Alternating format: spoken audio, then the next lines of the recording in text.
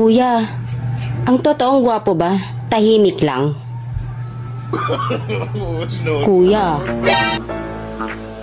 Nagloko ka rin naman. Di ka lang nahuli. Dahil puso ko'y nasanay na. Napanood ko sa balita, delikado pala sa atay ang labis na pag-inom ng alak, ano? Kaya simula ngayon, hindi na ako manonood ng balita. Before you go, was there... Pogi! Oy, Ano? alam mo bang patay na patay ako sa'yo?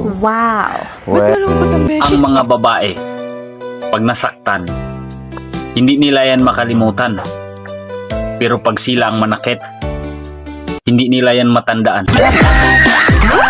Mahal kita ngayon, bukas, at magpakailanman. Talaga ba? Every Saturday yan sa GMA. Panoorin mo.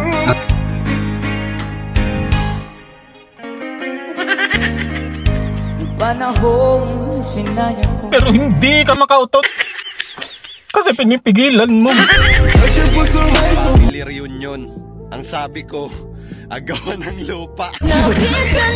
Hindi naman ako lumalabas ng bahay. Pero bakit hindi ako pumuputi? Ba't ganun? Balita ko, pinagpalit ka na naman. Buti nga sa'yo. Ma, what's our food for today's video? Nandiyan ang ulam sa mangkok, kumain ka na.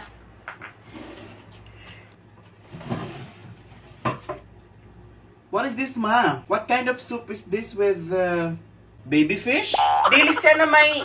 Yawa ka, wag mo akong ma-English dun, ha? Nunurin kita dyan sa munggo. Nayupak na ito ang kartihan. Yan, kaka-cellphone mo, nalipasan ka na ng gutom. Kaya nagkakaganyang kambuang ka. Sige, Englishin mo ako ngayon, kaya ipokpok ko sa'yo yung kamali. Kung ang bulak ay cotton, ano naman ang bulaklak? Kotonton! What? Gago!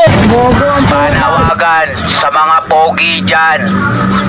Manatili lang po sa loob ng mga bahay.